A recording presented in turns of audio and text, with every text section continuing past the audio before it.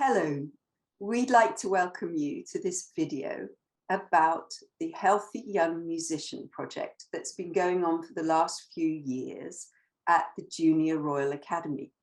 So I'd like to introduce you to Julia Duchesne, who is a fellow Alexander teacher, and Helen Cuby, who is many things. Would you like to say all the things you do? Helen. Absolutely. So I am a French horn player, but I'm also doing research at the minute at the Royal College of Music on the psychological well-being of young musicians. However, I also do lots of outreach work. So I work with the Bath Festival Orchestra and I do freelance workshopping and teaching. So the idea is that I look at the kind of intervention practices and how to pull research into modern day institutions. Thank you. So my name's Judith Kleinman, and I've been teaching at the Junior Academy for about 25 years. And the project started very quietly with Alexander work being introduced there. There was just one workshop a term for the first year. And then it grew because the work was so popular, and it grew into having private lessons each week and several workshops a term. And we also introduced yoga and various other disciplines to enhance the experience of the young people. And it's now a very popular option in people's timetable, I'm glad to say. And Alexander is taken quite seriously. But this project, which has developed the work at the Academy, is really what we're talking about today, and how exciting it is for the Alexander world to see that we can collaborate with other disciplines to really balance the lives of young musicians. So I'd like to hand over to Helen to talk about how this project started and where it's going and what we're actually addressing in the lives of young musicians. Thank you, Helen. Absolutely, thanks, Judith. So the idea actually came from a bit of a strange place. It was lockdown one. I think everyone can understand there was a lot of lack of regularity in those times. And me and my mum in lockdown together would watch a big classic film each week. So one week we watched The Hobbit, as in from Lord of the Rings. And it's at that scene where Bilbo Baggins meets with all of the dwarves and from the Thorin Company. And I was just so amazed about how the dwarves just really didn't mind about going on this big walk. They could have died, all this weather, it was going to be for months, and they were just excited. I thought, how do they be okay with that? I appreciate it's fantasy, but I kind of thought, well, I suppose they've been trained from, since they were born that they were going to be doing that. So they're psychologically and physically prepared. And that's when the light bulb came. And I thought, why don't we do that for musicians? Musicians face all the same challenges, very similar anxieties and a lot of physical and mental health problems. So this is when I kind of spoke to many people and got in touch with Leslie Ann Thompson, who was the director of Junior Academy at the time. And she told me that, they were really struggling. They didn't know how to really help students at the Academy and what we could do. And that's when, Judith had also said something very similar and approached Leslie Ann. So we kind of came together and formed what this is now. In terms of challenges and what those challenges are, if we think about the model of athletes and Olympians, you can see everyone knows that they have physical training and they have psychological training, and with that it's about protecting their health but also letting them accelerate. And lots of performance science research uses that model of sports psychology and sport physiology as a way of relating it to musicians. So this is all about trying to take that research and disseminate it into the real world activities. So very briefly, just to kind of paint a picture of what are the problems that musicians are facing. In 2021, 45.7% of conservatoire students reported poor mental health. That was not long ago, and it's quite a staggering percentage. However, the average professional musician begins training before the age of 12 years old. It's very different to other professions where you start a job when you're 18 or older. You have to start earlier. So this is a problem from a very young age that has to be addressed early on. The NHS Digital in 2017 found that 1 in 9 children aged 5 to 16 had a probable mental health problem. And in 2021, that increased to 1 in 6. So we have this problem of musicians facing a lot of mental health crisis, as well as general adolescence increasing. So this is a problem which really needs to be addressed.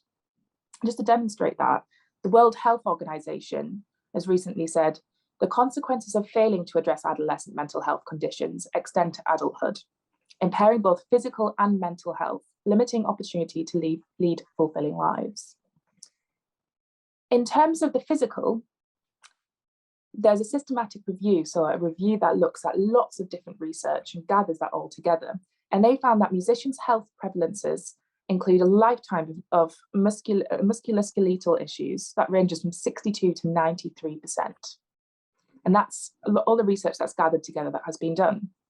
And music performance anxiety, the definition of performance anxiety changes a lot in the research, which creates this large percentage difference. However, that ranges from 16.5 to 60%. So these are lots of different things which musicians and young musicians are facing. Where we come together is that we take this idea that is within Alexander technique of embodiment. So the idea of how we can connect the mind, the body, and the emotions, and what we can do with that. So that's a kind of summary and intro about why this work is needed, how it's set up, and where we're going. So I'd like to pass back to Judith now. Thank you, Helen. That's so clear. And one of the things that is really interesting about young musicians, especially, is the amount of time they practice. And this is absolutely wonderful to notice that people have a practice. But of course, practice requires repetition, and so habits can become entrenched. And what we've noticed is that that can include mental habits of, denigration or anxiety, as well as emotional habits, which really can impair people's progress. So we, of course, are always looking at the psychophysical together, and it's so important to see these things and join the dots up for young people about how improving habits of mind, body, and emotions can really, really help. Thank you, Helen. So over to Julia to describe to us how we handled taking a project online, actually, and how it's developed through those pandemic years. Thank you, Julia. Well, it all started, as far as my files tell me, at about Easter 2020, when we were all firmly in lockdown. And the then head of the Junior Academy, Leslie Ann Thompson, approached Judith to say, I've got a lot of anxious kids here. What can you offer to help? And Judith rapidly put together a series of 4 workshops and decided that she would like to spread the load, and very generously offered me 2 of them to give. To bring the kids online in a group. Leslie Ann very kindly hosted so that Judith and I could concentrate on simply delivering the workshop rather than faffing around with the tech. And it worked really well. So Judith came up with 4 titles of calm, confident, and coordinated. letting go of stress and anxiety, how to practice intelligently, and the last one was how to meditate positively. So you can see already we're bringing in threads from other disciplines. Judith is qualified in other fields. I'm simply an Alexander technique teacher, but Judith has other qualifications of yoga and Tai Chi and was able to bring these other threads in. And they were enormously successful. The kids warmed to them and seemed to be asking for more. And so over the summer holidays, Judith beavered away and produced a whole range of workshops to be delivered by the two of us online. We divided the kids up into three sections, I think it was, so that we could focus on particular instruments rather than the singers having to sit through string playing relevant stuff and vice versa. And there was a whole curriculum devised and it started to be delivered online. Each child had 3 sessions in the term and they would rotate around and keep coming back for more. And it was very happy coincidence, really, that it all seemed to work online. There were some things that worked really well online, so that we could do a little, for instance, we could do a little work and then tell them to go to their instrument and play for a few minutes. And you didn't have the cacophony. They just shut off their microphones and they played for a couple of minutes and then back they came and reported on what had changed and what was different for them and what had happened. And it was a very exciting thing to witness. Mm-hmm. So if I could hand on for the next stage. Yes, thank you, Julia. And so all the way through this, we were being supported by Helen, doing her research into how this was landing with the children, which is so important because we, then have built up a sort of repertoire of, what works actually. I think that's what's really interesting about research, is finding out what is good practice. And what's really interesting is that it isn't always what we think is going to be important. And that's really been very interesting. So of course, our big message with Alexander has been helping people to learn how to rest constructively, how to stop and think and connect and direct. And we've also had some hugely interesting things with just noticing that people need to change their setup.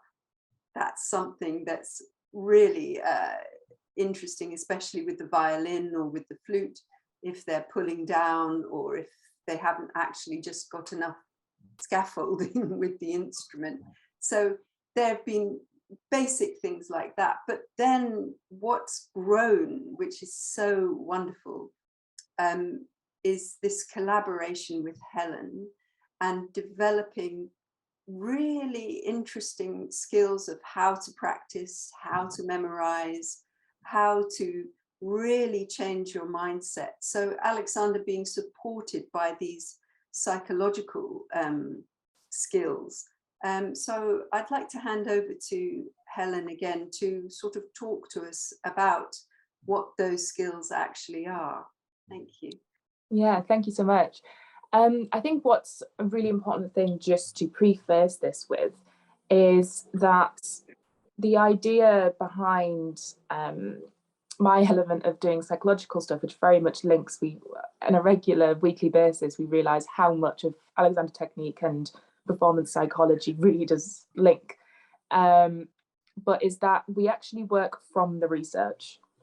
And it's about taking the research and letting them explore it. So from my side of things, I don't give advice because I'm not a psychologist or a counsellor. And instead, it's about showing what research says and allowing, so it's about building that knowledge in, creating an awareness of how does that feel? When would I use that? And letting discussion kind of form what that might be. And then the final thing is to then put it into practice. So we get instruments out, we do activities, and we put that application in. So that's how my element of it kind of ties together.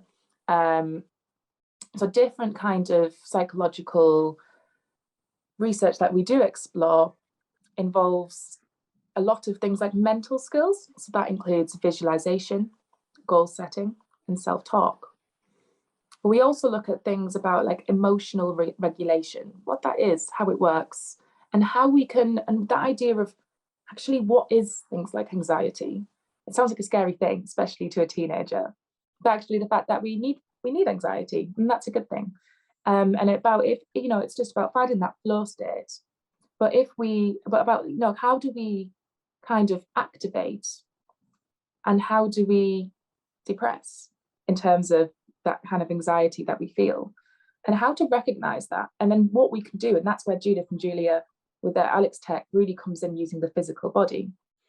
However, we do explore other kind of elements such as self-compassion, positive psychology, and how that actually relates to music. Yes, that's the kind of topics that I explore. So in terms of what Judith was talking about with the research, the idea of this research was actually an exploratory evaluation. So what this means is it's about having an idea of a program and seeing, and just trying it out and seeing actually, does this work? What works, what doesn't work? How do students perceive this? It's all about putting the students at the center of everything. So that's why research is so interesting and important, so that we can understand what's happening in their minds. So this is a pre-test and a post-test model, in a sense that we took surveys and interviews before we began the course, and then we did it after the course to see how they perceive things and how they might have kind of assess things in their head and their bodies. So in terms of the knowledge, 85.7% of students said that their knowledge of mindset, health and well-being had increased since starting HYM, Healthy Young Musicians, the course we run. And 14.3% of those said they neither agreed nor disagreed. So that's quite a huge increase from what it was before. And we also have awareness. So 70.8% either agreed or strongly agreed that they have more of an awareness of their health and well-being since starting Healthy Young Musician, and with 29.2% neither agreeing or disagreeing. So that's also a huge percentage increase.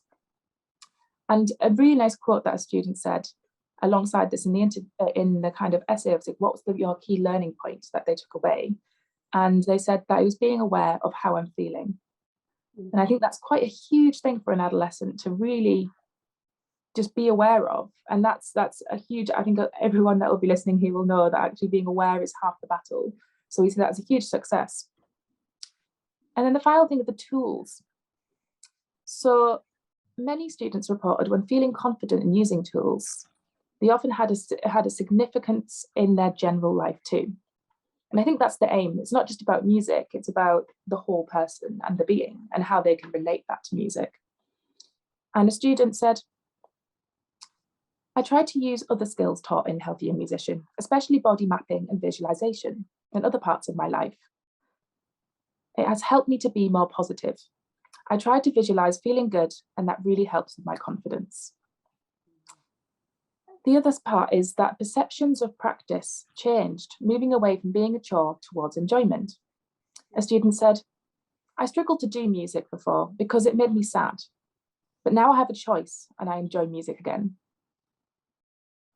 And I think that's really quite incredible. So having seen those things, I very much highlighted the positive things there. There were lots of things that students said about, especially in the interviews, about their understanding of well-being and what that is. And one student spoke about how they didn't really understand what mental health was. They said that they had about 2 sessions in school about mental health over their 5 years, and that all they knew was that you needed to have good mental health.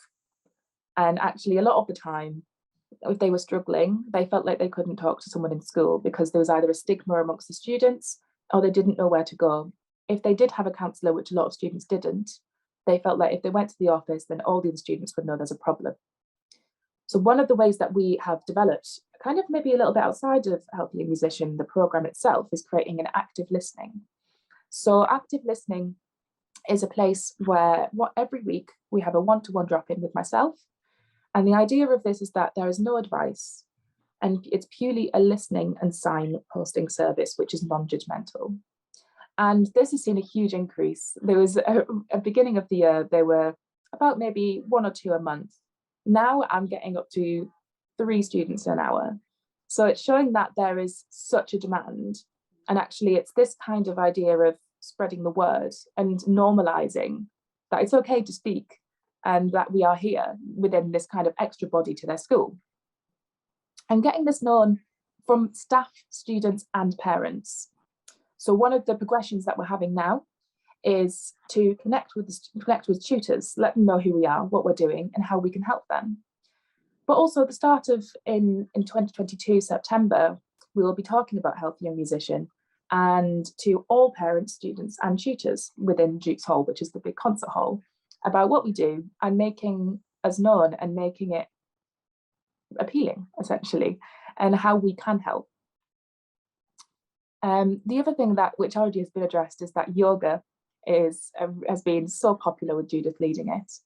And this is going to, we've now had some funding to be able to increase this. So we'll be doing this a lot more regularly in a term so that all students can come along. We've also spread this out in ages. So originally we were doing this from year 10s to year 11s to 13s, but now we allow everyone to come. Now the research is for year 11 to 13, and now we have opened the class to everyone, which has been really interesting. And actually a lot of those younger students are very, very intelligent and they are so adaptable to change, which has been incredibly interesting, I think. And we've also been spreading the word outside of the Junior Academy. So talking to different musical establishments and junior departments across the UK who have approached us to kind of hear more about it and hear how they can build in that practice. So that's kind of where we are at the minute and how we came from this idea to growing it and taking one step at a time to be able to develop Healthy Young Musician. That's wonderful for Alexander teachers to hear, because it's within our sort of philosophy, the means whereby. So we're very, very pleased to have that flagged up for everyone.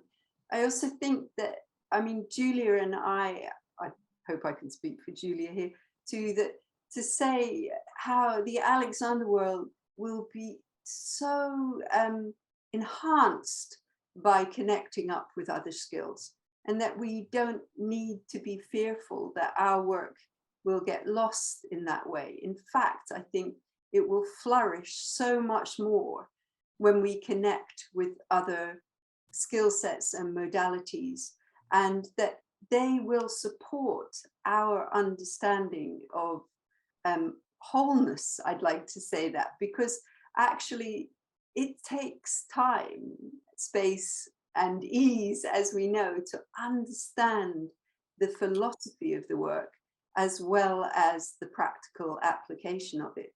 So all these other skills really just support, I find, I think Julia would agree, support their ability to apply Alexander to their practicing and to their performing, but also to the everyday.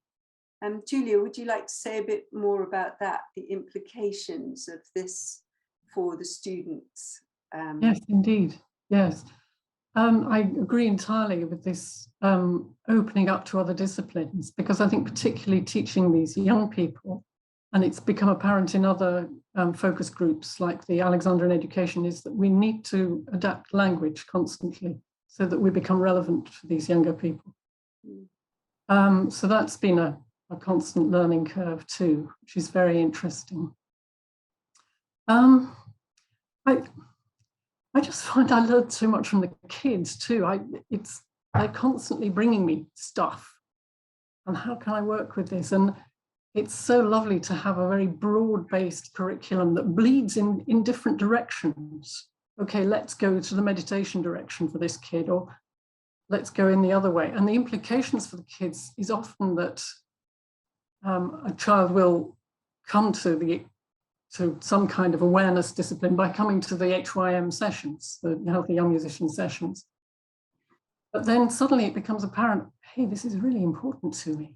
I need to do this. And then that bleeds sideways into the Alexander technique, where they can come for weekly lessons, and they do. And we've had several students slip sideways into Alexander technique because it's so important for them. Also, these are kids under a huge amount of pressure. So if I give you the example, I mean, you all know what it's like for kids taking A-levels. It's a big pressure. We had kids taking A-levels this year who were also doing 4 to 5 hours practice per day. I mean, I just don't know how they do it. They need something in order to help them through this. And so, and then, oh yes, kids doing competitions where between rounds of the competition, oh, there's a small matter of taking your GCSEs. It's just huge. And so they come running to us saying, I've got through the next round of the competition. Please, can I have Alexander lessons before I get to the final? Because I'm not going to get through otherwise. And what a gift that is. It's just lovely. And also, just to pedal back a little bit, something slightly alarming in that it's now happening so young that they're getting into trouble. So at the beginning of this last academic year, Judith and I were asked to teach a 9-year-old cellist, very gifted musician, beginning to learn concertos, aged 9, couldn't play for more than 10 minutes at a time because her right shoulder hurt her so badly. Age 9. This is sad. And it's terrible for her because she's emotionally so invested in what she's doing. And she's had Alexander lessons every week for a year, and she's pain-free. And she's playing her concertos again. So yes, heavens, it's important for them. And I think simply by being there and constantly finding new ways to communicate awareness, stopping, constructive rest, intelligent practice, whatever name we call it, it's to do with inhibition and direction in a purely Alexander terms. And I think we're really an important resource for the kids, and they're really beginning to use it, which is so heartening. And I think this really is groundbreaking work to notice that we can build into the most wonderful thing in the world, learning music. We can build in a healthy practice, which also enhances people's life in general.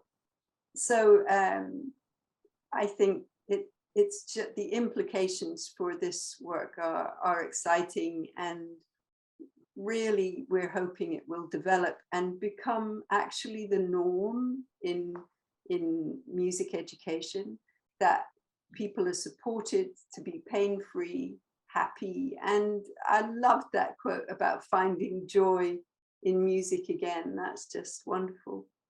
I'd like to I think we can conclude there with this report about the project. I'd really like to thank Julia so much, and Helen, but also Alexander Studies Online for asking us to make this video. Thank you both so much. Thank you, Judith. Thank you, Judith, for leading us on.